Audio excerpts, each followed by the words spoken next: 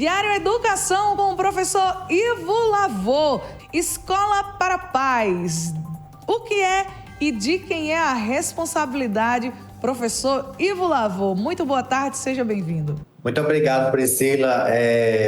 Boa tarde a todos que estão participando aqui do programa Olho Vivo. Sempre um prazer contribuir nessas tardes com esse quadro diário Educação. Olha, a Escola para Paz, na verdade, é uma proposta de educação para os pais. E aqui não seria alfabetização, conteúdo nesse sentido. Mas a Escola para a Paz é uma perspectiva de educação, né? Uma proposta de educação parental mesmo. Então, o que seria isso na prática? Nós percebemos que nos últimos tempos, nós temos as famílias meio que desalinhadas à proposta de educar. Tem um autor brasileiro que diz assim: nossas mães do século XX eram mães chatas. Porque a mulher normalmente ocupava esse papel de educadora do lar. Então, acabava que as principais habilidades, como o respeito, a questão do caráter, isso era muito alinhado dentro do contexto familiar. Então, o que foi que aconteceu nos últimos tempos? Nós tivemos uma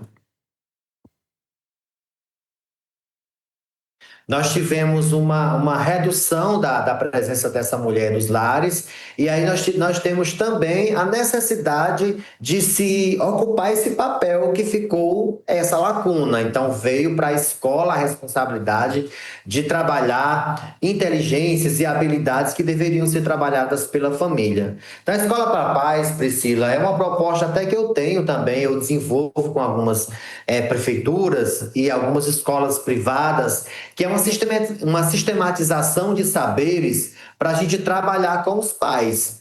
Autoconfiança, controle, comunicação assertiva. A ideia é fornecer informações e orientações sobre assuntos relacionados à parentalidade, desenvolvimento infantil, disciplina positiva, saúde, bem-estar, porque nós percebemos que essas pautas, elas estão desassistidas.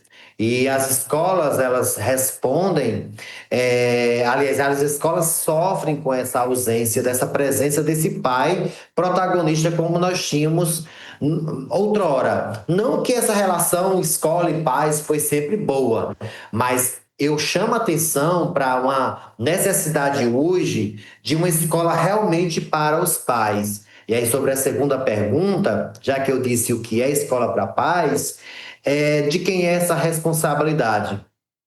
Considerando a Constituição, considerando a Lei de Diretrizes e Bases da Educação Nacional, acaba sendo do Estado.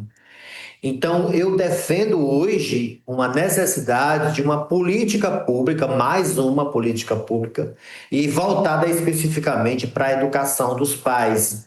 E não me refiro, como eu já disse, não é educação de jovens e adultos, não é conteúdo escolar necessariamente, mas os pais precisam de um despertamento para saberem o que é serem pais na atualidade. Desenvolvimento de habilidades, estratégias e práticas de como lidar com problemas específicos, tanto do comportamento quanto do relacionamento.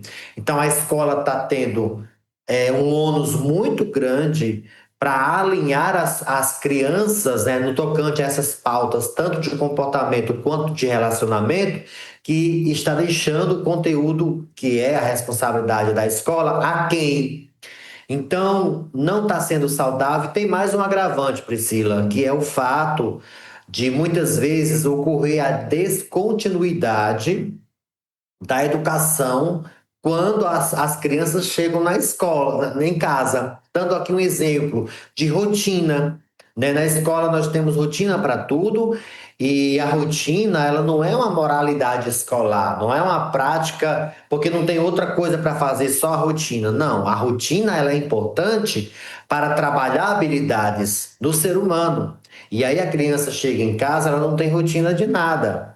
Então, assim, esse descompasso tem gerado um prejuízo muito significativo e a gente precisa fomentar a consciência da importância do cuidado, do afeto e da formação dos nossos filhos, promovendo tanto nos pais quanto nos filhos autoestima e confiança, né? Então, a gente tem famílias que não são mais referências. Então, quando a gente tem pais que não representam essa referência de educação, qualquer pessoa vai ser essa referência. Então, como as crianças estão entregues às telas, em redes sociais, aí os problemas que podem emanar, né, dessa nossa defasagem são incontáveis. E nós já temos alguns, como suicídio, baixa cognição das nossas crianças. Nós, pela primeira vez na história da humanidade, nós temos uma geração com a menor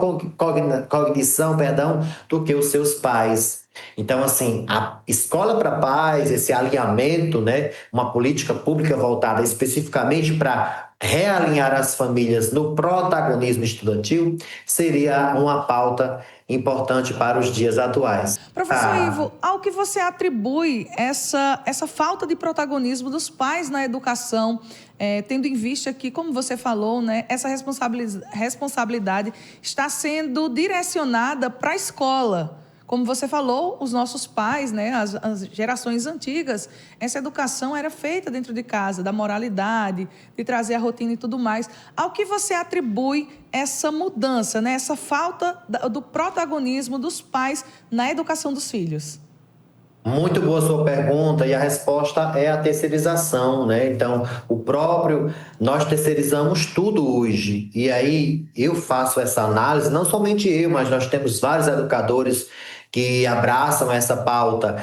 E o comportamento dos pais, vou dar um exemplo, Priscila, para responder melhor a sua pergunta, para que o nosso telespectador possa entender. Muitos pais chegam na escola, por exemplo, a criança ela teve um problema de comportamento. Ao invés dos pais, como era antigamente, irem lá na direção ou na professora saber o que o filho tinha feito, vai tomar satisfação com a professora, sem sequer escutá-la, defendendo o filho, sem saber se o filho estava certo ou se estava errado.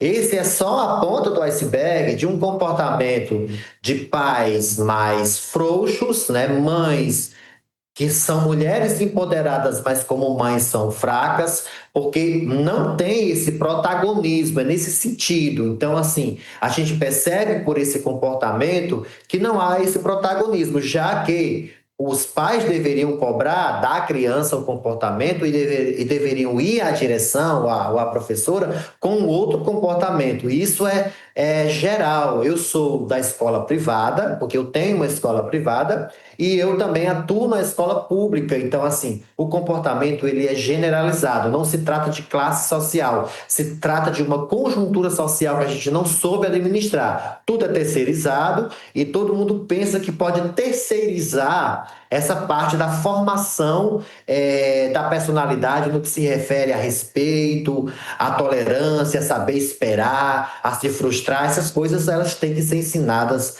pela família.